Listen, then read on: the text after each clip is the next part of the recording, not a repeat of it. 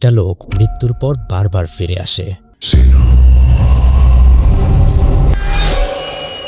অন্যদিকে আবার এই দুই বোন তাদের পুরনো বাড়িতে আসার পর নানা রকম ভৌতিক কাণ্ডের শিকার হয়।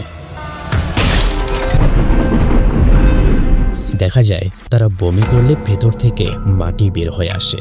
আসলে এটা একটা রিচুয়াল, কিন্তু কী জন্য তারা এই রিচুয়াল করে জানা যাবে সিনেমার গল্পে। এটা এমন এক ভয়ঙ্কর রিচুয়াল যা মানুষকে কবরে থাকতে দেয় না, পাশাপাশি পুরো পরিবার শেষ হয়ে যায়। এমনই এক রহস্য ভরা ভয়ঙ্কর রিচুয়ালের গল্প নিয়ে আমাদের আজকের মুভি সরো।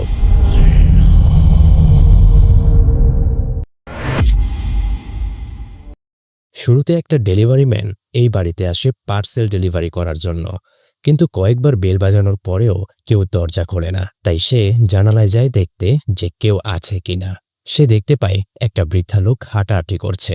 সে জানালা দিয়ে বলে, আমি আপনার পার্সেল নিয়ে এসেছি, সেটা রিসিভ করুন। কিন্তু তখনই দরজাটা আপনা আপনি খুলে যায়। ভেতরের সম্পূর্ণ রুম ছিল একদম অন্ধকার। ভেতরে গিয়ে সে বৃদ্ধ লোকটিকে ডেলিভারি ম্যান আর দেখতে পায় না। সামনে যেতেই হঠাৎ করে টিভিটা অন হয়ে যায়, আর পাশেই সে দেখতে পায় সেই বৃদ্ধ লোকটিকে। আর তখন বৃদ্ধ লোকটি তার সামনে বমি করে দেয়, কিন্তু ভেতর থেকে বের হয়ে আসছিল কাদামাটি। তখন ডেলিভারি ম্যানটির পেছনে থাকা দরজাটা নিজে থেকে খুলে যায়, আর ভেতর থেকে কেউ একজন তাকে ডাক দেয়। সে ভিতরে গেলে দেখতে পায় বৃদ্ধ লোকটির ঝুলন্ত লাশ। তাহলে এতক্ষণ কাকে দেখল? আসলে লোকটা মারা গেছে, আর এটা তার আত্মা। বুঝতে পেরে লোকটি অনেক ভয় পেয়ে যায়। এরপর আমাদের শহরে থাকা দুই বোনকে দেখানো হয়, বড় বোন হানিফ আর ছোট বোন ইস্তি। হানিফ বাড়িতে থেকে সেলাইয়ের কাজ করে, আর ইস্তি ভার্সিটিতে পড়ে।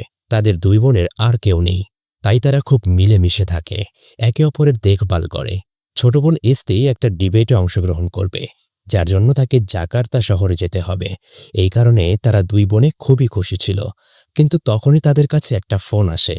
বড় বোন হানিফ কল রিসিভ করতেই ওই পাশ থেকে তাদের আন্টি সাইদা বলতে থাকে, তাদের আঙ্কেল যার নাম খায়ের, তার অবস্থা বেশি একটা ভালো না, হয়তো আর বেশি দিন বাঁচবে না। বারবার তোমাদের নাম নিচ্ছে। তাদের এখন গ্রামের বাড়ি যেতে হবে। তাই তারা দুই বোন আঙ্কেলকে শেষবারের মতো দেখার জন্য এবং শেষ সময় পাশে থাকার জন্য জাকার্তা শহরে না গিয়ে গ্রামের বাড়িতে যাওয়ার জন্য রওনা হয়। তবে তারা গ্রামের বাড়িতে যাওয়া নিয়ে বেশি একটা খুশি ছিল না। তারা ওখানে যাওয়ার পরে তাদেরকে রিসিভ করে তাদের আন্টি সাইদার হাজব্যান্ড। তারা যখন গাড়িতে করে আসছিল তখন তাদের চাচার কথা সাইদার হাজব্যান্ডকে হানিফ জিজ্ঞেস করে, কিন্তু সাইদার হাজব্যান্ড কোনো উত্তরই দেয় না। পৌঁছাতে পৌঁছাতে তাদের রাত হয়ে যায়। সাইদা তখন তাদের আঙ্কেলের সাথে দেখা করিয়ে দেয়, যার অবস্থা ছিল খুবই খারাপ, মানে মৃত্যুর সাথে কথা বলছে এমন অবস্থা। কিন্তু এখানে একটা বিষয় দেখেন, শুরুতে যে লোকটা মাটি বমি করছিল এবং ঝুলন্ত অবস্থায় ছিল, সেই কিন্তু তাদের আঙ্কেল খায়ের। ঘটনাটা ধীরে ধীরে রহস্যময় হচ্ছে। এদিকে তারা দুই বোন তাদের আঙ্কেলকে নিয়ে চিন্তা করে। ইস্তি বলে তার এখানে ভালো লাগছে না, এখান থেকে চলে যেতে চায়। কিন্তু তখন খায়ের সেখানে দাঁড়িয়ে পড়ে আর তাদের সামনে আসতে থাকে, যেন কিছু একটা বলতে চাইছিল, কিন্তু স্পষ্ট নয়। তারা বোঝার চেষ্টা করছিল যে কি বলতে চাইছে, আর ঠিক তখনই তাদের সামনে ছটফট করে তাদের আঙ্কেল শেষ হয়ে যায়। যেহেতু আজকে রাত হয়ে গেছে, তাই খায়েরকে আগামীকাল দাফন করা হবে। এই রাতে হানিফ তার সাইদা আন্টিকে তার চাচার স্ত্রীর কথা জিজ্ঞেস করে। সাইদা বলে, তোমরা এই বাড়ি থেকে চলে যাওয়ার পরপরই তোমাদের চাচি, সেও তোমার চাচাকে ছেড়ে চলে যায়, আর এরপর থেকেই তোমার চাচার অবস্থা ধীরে ধীরে খারাপ হতে শুরু করে। এরপর তারা যা জানতে পারে তার জন্য তারা মোটেও প্রস্তুত ছিল না। সাইদা জানায় তাদের চাচা আরও আগে কয়েকবারই মারা গেছিল, কিন্তু দাফন করার আগে সে আবারও জীবিত হয়ে যায়। এমন অদ্ভুত কথা শুনে তারা অনেক আতঙ্কিত হয়ে যায়। তখন সাইদা বলে, তোমাদের চাচা মনে করে তোমরা এখানে আসলে হয়তো সে একটু শান্তিতে মরতে পারবে, তাই তোমাদেরকে ফোন করে আনা হয়েছে। এরপর তারা রুমে চলে গেলে দেখতে পারে ছোটবেলার রুমটা ঠিক যেমন ছিল এখনো ঠিক তেমনই আছে। সব খেলনা এখনো আগের মতোই রয়েছে। তারা যখন শুয়েছিল, ইস্তি তার বোনকে বলে, এমনও তো হতে পারে যে এবারও চাচা মারা যায়নি, আবারও জীবিত হয়ে যাবে। তখন তার বোন হানিফ তাকে বলে, যাই হোক, আমাদের এসব দেখার বিষয় না, কালকে কোনো রকম দাফন হলেই আমরা চলে যাব। কিন্তু দেখা যায় একটু পরেই তার চাচার লাশটা উঠে বসে, আর সেটা হাঁটতে হাঁটতে চলে আসে দুই বোনের কাছে। স্ত্রীর কাছে গিয়ে ফিস ফিস করে তাকে ডাকতে শুরু করে। স্ত্রী ভয়ে উঠে পড়লে দেখতে পায় সেখানে তো কেউ নেই, তার বোনও তার পাশে নেই। তখন সে উঠে তার বোনকে খুঁজতে থাকে। সে দেখতে পারে তার চাচার রুমটা খোলা। সে আরো ভয় পেয়ে যায়, তাই সে সেখানে যায় না। সে খুঁজতে থাকে তার বোনকে, কিন্তু ঠিক তখনই তার পেছনে তার চাচাকে দেখা যায়। তবে সে যখন পেছনে যায় কাউকেই দেখতে পায় না। তখনই তার বোন ওয়াশরুম থেকে বের হয়ে আসে, তার সাথে অদ্ভুত ঘটনার কথা তার বোনকে বলে। কিন্তু তার বোন চেয়ে দেখে তার চাচার ঘরের দরজাটা বন্ধ হয়ে আছে। পরদিন সকালে খায়েরের মৃতদেহ সামনে রেখে সবাই কোরআন তেলাওয়াত করে। দাফন করতে নিয়ে যাওয়ার সময় হঠাৎ করে স্ত্রী কানে অদ্ভুত শব্দ শুনতে পায়। নাক থেকে রক্ত পড়তে থাকে। এ অবস্থায় সাইদা তাদের শহরে যেতে নিষেধ করে আর এখানে কয়েকদিন রেস্ট নিতে বলে। তাই তারা থেকে যায়। হানিফ সেই ঘরে ফ্লোরের মধ্যে একটা ছোট্ট পুতুল পড়ে থাকতে দেখে, যেটা দেখে তার ছোটবেলার কথা মনে পড়ে যায়। তার মা এই পুতুলটাতে অনেকগুলো পিন ঢুকিয়ে রাখত। সেই পুতুলটা নিয়ে সে তার ব্যাগের সাথে লাগিয়ে দেয়। তার নিজের মায়ের কথা বেশি স্মরণ হলে সে তার মায়ের রুমে চলে যায়। সেই রুমের জানালা দিয়ে দেখে যে একটা মহিলা কালো কাপড় পরে অদ্ভুতভাবে বাড়ির দিকে তাকিয়ে আছে। সেই মহিলাটি যখন বুঝতে পারে যে তাকে কেউ দেখছে, তখন সেখান থেকে সে চলে যায়। হানিফ বিষয়টা সেভাবে নেয় না। সে তার মা বাবার ছবি দেখে অনেক কান্না করে। এরপরে আমরা একটা ফ্ল্যাশব্যাক দেখতে পাই। তারা দুই বোন যখন ছোট ছিল তখন মাগরিবের ওয়াক্ত হয়ে যায় বাড়ি ফিরতে ফিরতে। বাড়িতে আসার পর তাদের মা তাদেরকে অনেক বকা দিচ্ছিল এত লেট করে বাড়িতে ফেরার জন্য। তার মা বলছিল এই মাগরিবের সময়টাতে অন্য জগতের জিনিসগুলো বাইরে চলে আসে, এতে করে অনেক ক্ষতি হতে পারে। কিন্তু সেদিন রাতে আমরা দেখতে পাচ্ছিলাম তাদের মা অদ্ভুত শব্দ শুনতে পাচ্ছিল। তার কানে অসহ্য ব্যথা হচ্ছিল আর তখন তার নাক দিয়ে রক্ত বের হতে থাকে। সাথে সাথে শয়তানের দ্বারা পজেস হয়ে যায়। তাদের মা শুধু বলছিল স্বরূপ স্বরূপ। তারা দুই বোন সেখানে থেকে সব দেখছিল। তখনও দেখা যায় তাদের মা বমি করছিল আর বের হয়ে আসছিল কাদা। তাদের মা পজেস অবস্থায় থেকেও বলতে চাচ্ছিল যে সে কিছু একটা দেখছে, কিন্তু তারা বুঝতে পারে না।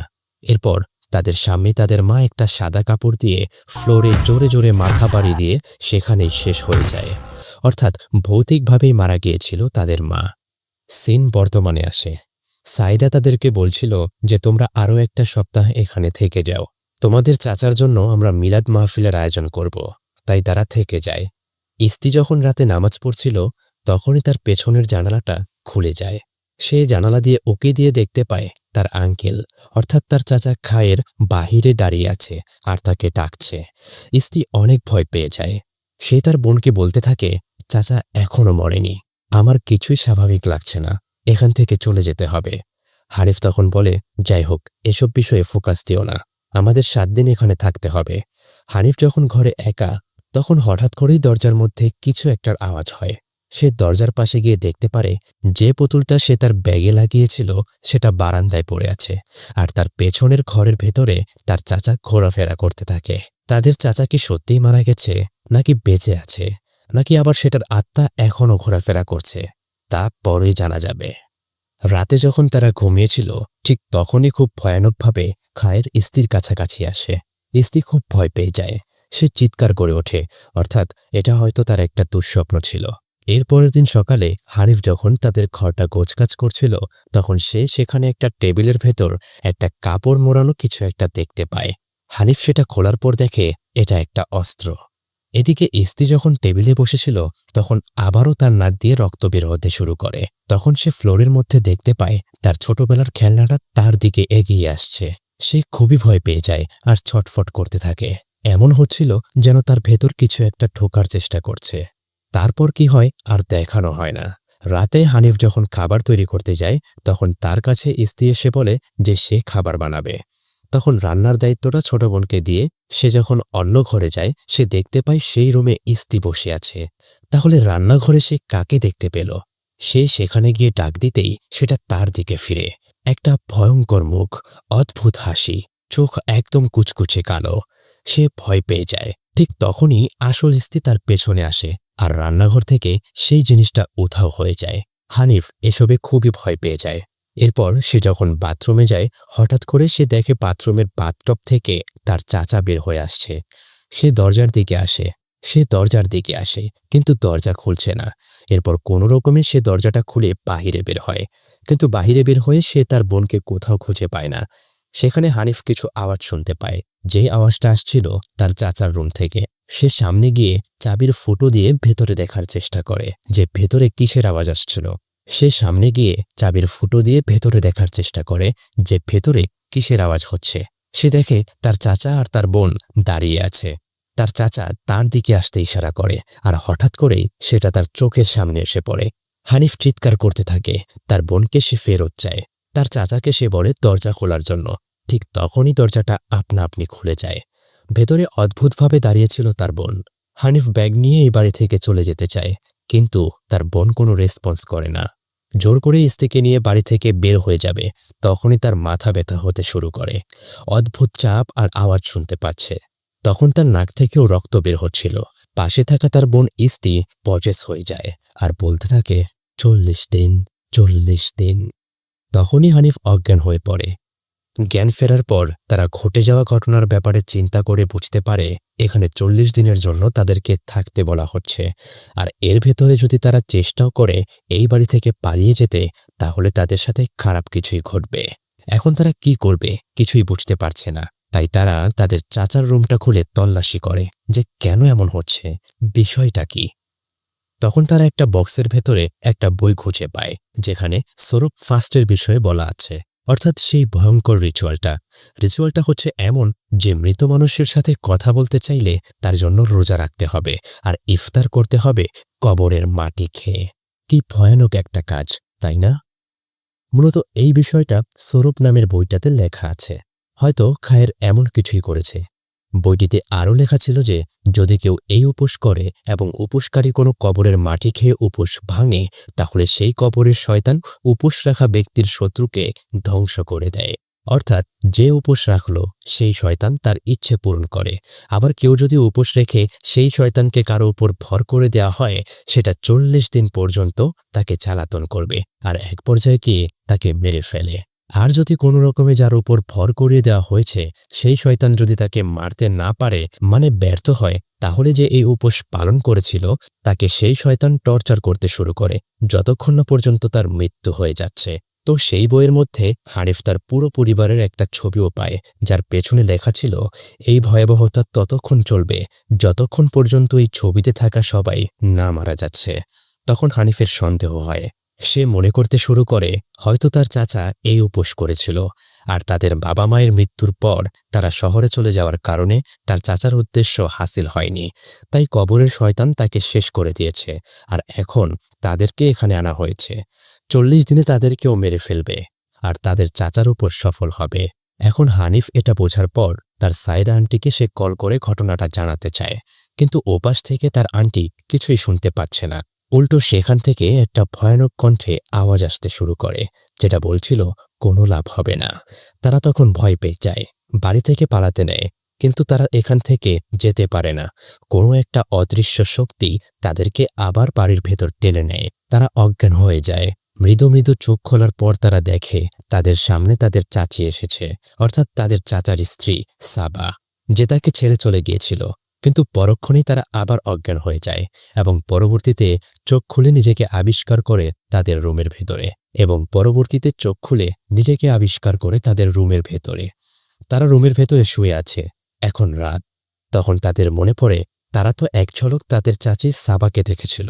তখনই ঘরের বাইরে জানালা দিয়ে তারা তাদের চাচিকে দেখতে পায়। তারা মনে করে হয়তো এই সমস্যা থেকে তাদের চাচি তাদেরকে উদ্ধার করবে বলে এখানে এসেছে। কিন্তু বাহিরে যাওয়ার পর তারা দেখে এটা তাদের চাচি নয়, তাদের চাচা দাঁড়িয়ে আছে ভয়ঙ্করভাবে। এদিকে ইস্তি বারবার বমি করার সময় ভেতর থেকে কাদামাটি বের হয়ে আসে। তারা দুই বোন বাড়িতে একদম অসহায় হয়ে যায়, বুঝতেই পারছে না কি করবে। হানিফ যতবার জানালা দিয়ে বাহিরে তাকায় ততবার দেখতে পায় তার চাচাকে। পাশেই তার বোন শুয়েছিল। হঠাৎ করে সেটা উঠে বলতে থাকে 40 দিন, 40 দিন। কিন্তু যখনই সে ঘুরে তাকায় দেখে তার বোন তো ঘুমাচ্ছে। পরদিন সকালে তারা বারান্দায় গিয়ে জোরে জোরে চিল্লাতে থাকে, যেন আশপাশের মানুষ তাদেরকে এসে বাঁচায়, কিন্তু কেউ সেখানে আসে না। তখন তারা দুই বোন শান্ত হয়ে বসে আলোচনা করে যে আমাদের বাবা মা চাচার সাথে কি এমন করেছিল যে কারণে তিনি এত প্রতিশোধ পরায়ণ হয়ে গেল? এই উপোস তিনি কেন রেখেছিলেন? তখন হানিফের মনে পড়ে ছোটবেলায় যখন তারা এই বাড়িটা বিক্রি করে চলে যেতে চাইছিল জাকার্তা শহরে, তখন তার চাচার ব্যবসাটা খুব একটা ভালো ছিল না। তার চাচা বলেছিল তার বাবাকে এই বাড়িটা যেন তার বাবা বিক্রি না করে এবং এই বাড়িটা যেন তাকে দিয়ে দেওয়া হয়। হানিফ বুঝতে পারে, সেজন্যই হয়তো তাদের চাচা তাদের উপর এই জাদু করেছে। হানিফ তখন চিল্লাচিল্লি করতে থাকে আর বলতে থাকে, তুমি এই বাড়ি নিয়ে নাও চাচা, আমাদের দরকার নেই, শুধু আমাদেরকে মুক্তি দাও। এটা বলে সেই বইটা সে নিচে ফেলে দেয়। তখন তারা লক্ষ্য করে যে তাদের চাচার খাটের নিচে কিছু একটা আছে। তারা খাট সরিয়ে দেখে সেখানে মাটি। সেই মাটি খুঁড়তে গিয়ে তারা একটা লকেট খুঁজে পায়, যেটা ছিল তাদের চাচির লকেট। আর একটু খুঁড়তেই তারা সেখানে একটা কঙ্কাল দেখতে পায়। তারা তো এতে ভীষণ ভয় পেয়ে যায় যে বাড়ির মধ্যেই কবর, অর্থাৎ তার চাচা যেখানে থাকতো তার নিচেই ছিল তাদের চাচির কবর। বুঝতে পারে তার চাচি তাদের চাচাকে ছেড়ে যায়নি, এখানেই কোনো একভাবে মারা গেছে অথবা মেরে ফেলা হয়েছে। তারা আবারও এই বাড়ি থেকে পালাতে চায়। তখনই তারা দেখে রান্নাঘরে সাইদা আন্টি এসেছে। দুই বোন তখন সেখানে গিয়ে অনেক কান্নাকাটি করতে থাকে আর তাদের সাথে ঘটা ঘটনাগুলো সব বলতে থাকে। আন্টিকে সেই বইটাও দেখায়। তখন তাদের সাইদা আন্টি বলতে থাকে, সব পুড়িয়ে ফেলো। এটা বলতে বলতে সে নিজের হাতটা কাটতে শুরু করে। বোঝা যায় এটা আসল সাইদা ছিলই না, এটা ছিল শয়তান। তারা যখনই পালাতে নেয় তখনই মনে হয় যেন কেউ তাদের ধরে রেখেছে, কারণ তখনই তার বমি শুরু হয়। তার ভেতর থেকে কাদামাটি বের হয়ে আসে। এরপর দেখা যায় আসল সাইদা সেখানে চলে এসেছে আর তাদেরকে সে বিশ্বাস করায় যে সেই আসল সাইদা। তারা তখন তাদের সাথে ঘটা সব ঘটনা আবার বলতে থাকে। হানিফ সাইদাকে সেই অস্ত্রটা দেখায় যেটা সে পেয়েছিল ঘর পরিষ্কার করার সময়। সাইদা তখন বলে, তোমার বাবা যখন মারা যায় তখন পুলিশ এসে এটা আমাকে দিয়েছিল, এটা তোমার বাবার ছিল। তখন সাইদা সেই অস্ত্রটা পেছন থেকে খুলে সেখান থেকে একটা চাবি বের হয়ে আসে, যেখানে লেখা ছিল, অন্ধকার একদিন আলো হবেই। তার সাথে আরও সেখানে মন্ত্র লেখা ছিল। তখন সাইদা তাদেরকে বলতে থাকে, তোমরা তোমাদের চাচাকে ভুল বুঝছো, তোমরা যেন বেঁচে থাকতে পারো তাই তোমাদের চাচা তোমাদেরকে এখান থেকে দূরে পাঠিয়ে দিয়েছিল। আর তোমার চাচি সাবা, সেও তো তোমার মায়ের মতোই মারা গিয়েছিল। সবাই মারা যাচ্ছিল দেখেই তোমাদের চাচা তোমাদেরকে দূরে পাঠিয়ে দিয়েছিল। রাতে সাইদা সেই অস্ত্রটা একা একা দেখতে থাকে আর তার পাশে থাকা ইস্তি তখন পুরোপুরি পজেস হয়ে যায় আর সাইদাকে অ্যাটাক করে। ওই সময় ঘরের বিদ্যুৎও চলে যায়। হানিফ দেখতে পায় তার আন্টি নিচে পড়ে আছে, কিন্তু তার বোনকে কোথাও পাচ্ছে না। এদিকে তার চাচা বারবার ভয়ঙ্করভাবে তার সামনে এসে হাজির হয়। তখনই হঠাৎ করে ইস্তি চলে আসে আর বারবার বলতে থাকে, সৌরভ সৌরভ। এটা বলার কারণে তখনই সেখানে আরও অনেক শয়তান চলে আসতে থাকে। ইস্তি তখন অদ্ভুতভাবে অন্য রুমে চলে যায়। সেখানে গিয়ে তার বোন হানিফ তাকে খুঁজে পায়, কিন্তু সে দেখে ইস্তি শূন্যে ভেসে আছে। পেছনে লাইট ধরতেই দেখতে পায় সেখানেও একটা ভয়ঙ্কর শয়তান। ঠিক সেই সময় লাইটটাও চলে যায়। লাইটটা আবার জ্বালিয়ে সামনে দেখতেই দেখতে পারে সেখানে চলে এসেছে তার আন্টি সাবা, যে কিনা অনেক আগেই মারা গেছে। কিন্তু সে অনেক বছর ধরে এই দুই বোনের জন্য ওয়েট করছে। কিন্তু তাদের দুজনের জন্য কেন ওয়েট করছে, এখানেই জানা যায় আসল ঘটনা। মূলত সবকিছুর পেছনে তাদের চাচি সাবারই হাত ছিল। সে উপোস করে হানিফ আর ইস্তির মাকে মারার পর সে আবারও সন্ধ্যার সময় কবরে যায় মাটি খেতে উপোস ভাঙার জন্য, যেটা তাদের বাবা দেখে ফেলেছিল। সে বিষয়টা অনুধাবন করতে পারে এবং নিজের পরিবারকে রক্ষা করতে সে সেদিন চলে যায় একজন শামান মানে কবিরাজের কাছে। ইন্দোনেশিয়ায় কবিরাজদের শামান ডাকা হয়। এই স্বরূপ কালো জাদুর প্রভাব থেকে বাঁচতে কবিরাজ সেখানে একটা অস্ত্র তৈরি করে দেয়, যে অস্ত্রটা পরবর্তীতে পুলিশ বাড়িতে দিয়ে যায়, কেননা রাস্তার মধ্যেই কবরের শয়তান তাকে মেরে ফেলে। তাদের চাচি এতদিন তাদের অপেক্ষায় ছিল, কেননা তাদের কারণে সেও মারা গেছে। তাদের চাচি সাবা যে কারণে উপোস করেছিল সেটা হয়নি, মানে তাদের পরিবারকে একদম শেষ করে দিতে পারেনি, যে কারণে সেই শয়তান তাকেই মেরে ফেলে। কিন্তু সে এখন মরে গিয়েও তাদের শেষ করতে চাইছে। তখন এখানে সাইদা আসে আর হানিফকে বলে এই অস্ত্র দিয়েই সাবার শয়তানকে মারতে হবে, আর এর পেছনে থাকা চিঠিতে যে মন্ত্র আছে সেটা পড়তে হবে, তাহলে এই ভয়ানক আযাব থেকে মুক্তি পাওয়া যাবে। তখনই তার সাইদা আন্টিকে অদৃশ্য শক্তি টেনে অন্য রুমে নিয়ে অজ্ঞান করে দেয়। এদিকে সে তার বোনের চিৎকার শুনতে পায় আর দৌড়ে গিয়ে দেখতে পায় তার বোন আবার কাদামাটি বমি করছে। তার বোনকে যেন শয়তান ছাড়তেই চাইছে না। তার বোনকে সে বলে, তুই হাল ছাড়িস না। তারা দুজনেই তখন লুকিয়ে পড়ে। সাবার শয়তান তাদের খুঁজতে থাকে। ঠিক তখনই হানিফ সাহস করে তার শয়তান চাচির দিকে লাইট মারে, আর সেই শয়তান গিয়ে হানিফের গলা চেপে ধরে।